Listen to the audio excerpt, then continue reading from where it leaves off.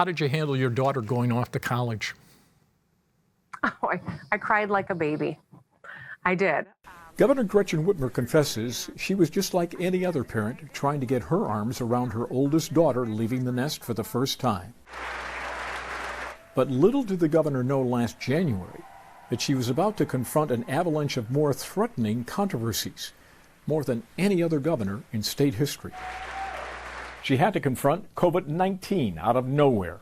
We're here today because we have identified the first presumptive positive case of coronavirus in Michigan. Then, out of nowhere, a mammoth dam broke in Midland. She also dealt with unrest in the streets over alleged police brutality.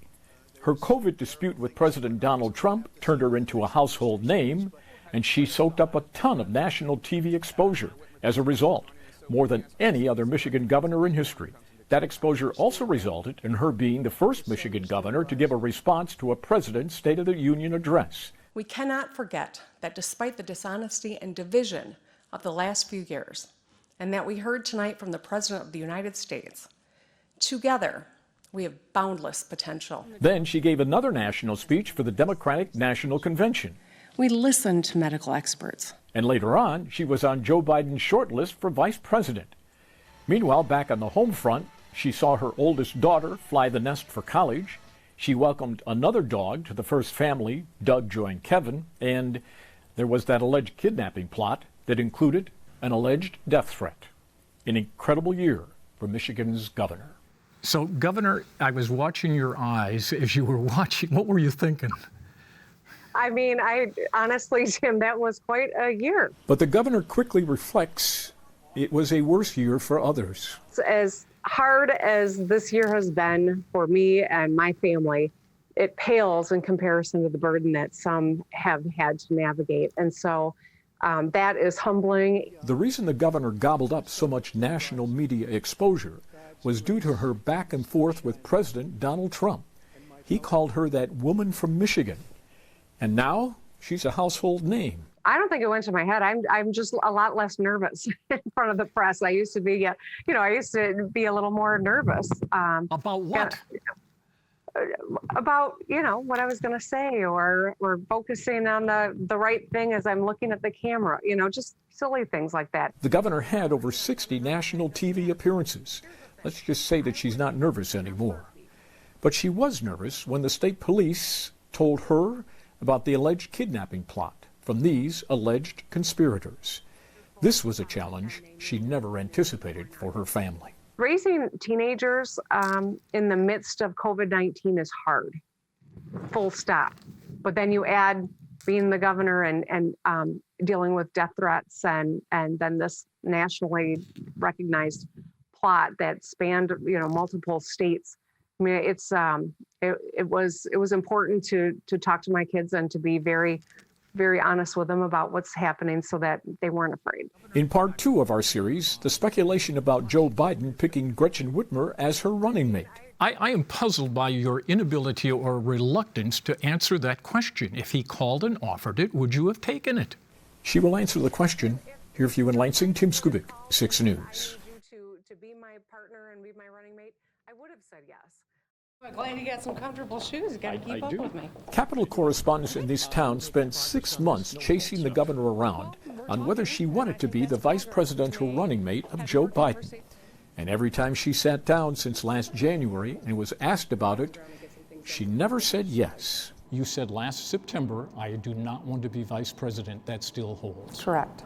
That has not changed. Not at all. And it won't. Correct. Well, that took care of that. Not quite. Former Vice President Joe Biden. Because by the time the governor appeared at the second Democratic presidential debate in Detroit at the end of July, the VP speculation story was in full bloom.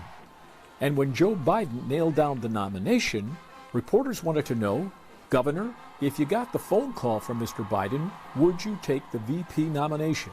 She never said yes, but never completely closed the door either. Which brings us to this sit-down interview.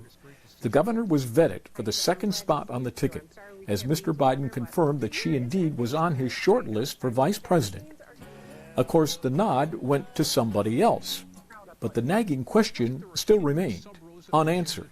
after all these months. Had you gotten the call and he offered you vice president, Gretchen Esther Whitmer would have said, Tim, that never happened, so we don't even have to go too far down that path. Here we go again as she dodges that direct question. This is the God's honest truth. When he called and asked me to go through the process, I was shocked. But she still did not answer the question until right now. I am puzzled by your inability or reluctance to answer that question. If he called and offered it, would you have taken it? Tim, if Joe Biden would have called and said, I need you to be my partner and be my running mate, I would have said yes. I think that this election was that important. As it turns out, there was a huge collective sigh of relief from the governor's 2 daughters and her husband. So at the end of the day, when you didn't get it, you weren't disappointed. You might have been relieved. There might have been a sigh of relief over here at the governor's residence. In fact, in the rest of the family, there was a huge sigh of relief, right? I think everyone was pleased with the outcome, yes. Well, it took 15 months, but there you have it. She finally conceded she was ready to go to Washington. In part 3 of our story, we talk about Donald Trump and Gretchen Whitmer. Here for you in Lansing, Tim Skubick, 6 News. President Donald Trump did it before in 2018, and he could do it again in 2022. In the back of your mind, you've thought about you basically taking on Donald Trump indirectly. Well, I mean, that's sadly part of what happened in 2020. The governor is right. Her Republican opponent, Bill Schuette, was joined at the hip to President Donald Trump. The president endorsed Mr. Schuette and helped him to battle her. Of course, Mr. Schuette lost. But this next time out in 2022, the president knows, quote, who that woman from Michigan is. And he and she have had a contentious Twitter war going on, off and on, for most of the year, leading up to this question. Do you expect Mr. Trump to come into Michigan and campaign against you? I think it depends. Who knows what the next 6 or 12 months are going to look like for him. But I wouldn't be surprised. The president has already said that he may find a Republican opponent to take on the Republican governor of Ohio because the president doesn't like him. He could do the same thing against Governor Gretchen Whitmer. This gentleman has the power to pick a Republican opponent and fund that opponent. Do you agree? It's very possible. Thank you, Michigan. Go out and vote. Go out and vote. It is not hard to imagine Mr. Trump trying to get even with the governor by whipping up his supporters in Michigan, telling them that Governor Whitmer locked down the entire state, put businesses out of business, and generally mishandled the COVID issue. Mr. Trump appears to some to be vindictive. And don't you think he'd like to come in and defeat you in Michigan? Possibly, but I think he's got a long list. Well, yes, but you might be at the very top, Governor. I might be. I can't control that all. And what a contest that would be. The governor would be fighting her opponent and maybe the former president at the same time. Here for you in Lansing, Tim Skubick, 6 News. I can say that leadership at the very top really matters. If you could keep the internet and weed out the social media, would we be better off?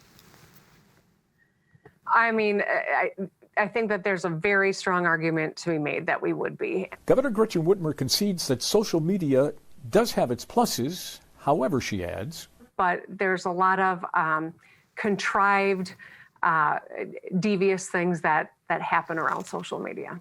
In this far-reaching interview, the governor also staked out a number of positions on a number of controversial issues. For example, she thinks the federal government should legalize pot.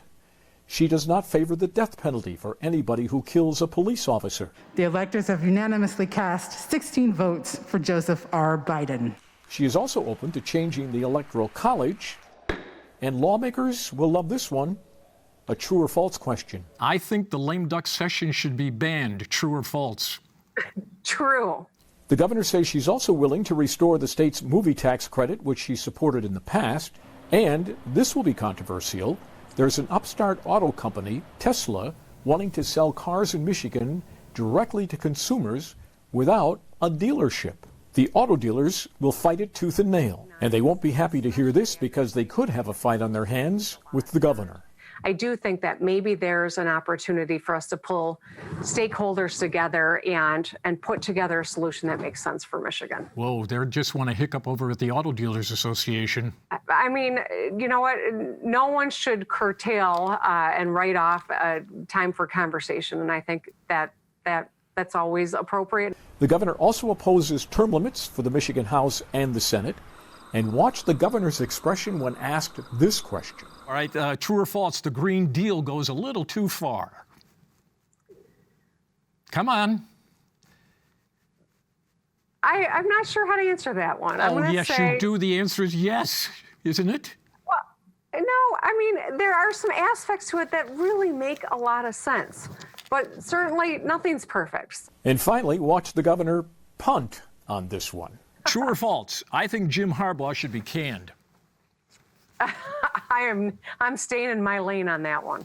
In our next part of this exclusive interview with the governor, First Gentleman Dr. Mark Mallory joins the conversation, and for the first time he gives his side of that infamous story about trying to put his dock in up north. Here for you in Lansing, Tim Skubick, 6 News. Dentists and that sort of thing get a program. The state's first gentleman and the governor's husband is rarely seen in public, and it's not by accident.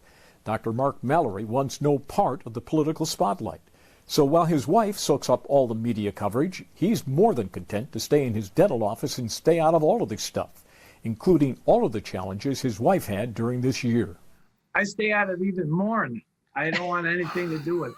But he has watched her performance, and he has this to say about that. I'm amazed at how hard she works. I see it every day from the minute she wakes up till she goes to bed, especially since this pandemic hit. It's just nonstop, and I'm really proud of her. She's got, fortitude. But Dr. Mallory did get involved when he learned that his wife was the target of an alleged kidnapping plot. Yeah, I'd be lying if I said it didn't rattle me. I mean, it rattled me. I mean, I was, I couldn't believe it, really. And I mean, for a while I was looking over my shoulder and this sort of thing. But I mean, I'm grateful for the Michigan State Police, the FBI, our security detail. I feel safe. On the COVID front, Dr. Mallory and the family are all in. I'll do them as soon as I can. I mean, I'd do it today if I could. I'm a firm believer in vaccines, and I don't want to get it. When the governor and her husband do find time away from the daily grind, check this out. Well, somebody told me that the two of you watch the British cooking show. Apparently, the two of you have no life. Yeah, that's about it. You know what? The British baking show is it's really pleasant, and in 2020, seeking out and finding things that are pleasant is really important. Doc, does she make you watch it, or do you go voluntarily? Well, I can't even bake toast, but I mean, I burn everything, do it because she likes it. And then you do get into it. It's kind of weird. But the good doctor also got into a boatload of trouble and got national headlines, which the governor did not like. He wanted to use his status to ask a company to move him to the head of the line to put in a boat dock up north. I mean, it's not the first time I put my foot in my mouth. It probably won't be the last time, but... Madam Governor? We're going to take pains to try to make it the last time. Yeah. Here for the first time, the doctor gives his side of the story. I will say that I made a feeble attempt at humor and it fell flat. Regardless, it was wrong. I regret that I said it. I wished it hadn't happened. I was reminded that words matter and that this is a lesson learned again, but we've all moved forward. The governor also decided this year to bring a second dog into the family. Doug would join Kevin. Dr. Mallory was not there from the outset. I was against it at first. I mean, the first one was chewing everything up, and we finally got him to, settle down, and she wanted another one, but it turned out it was best. It was a great, as usual, a great decision. So basically, you were a no vote and she trumped you, right? That's how it is around here. Our thanks to the governor and the first gentleman for granting these interviews. Here for you in Lansing, Tim Skubick, 6 News. listen, have a joyous and peaceful and healthy holiday season. And Governor, we'll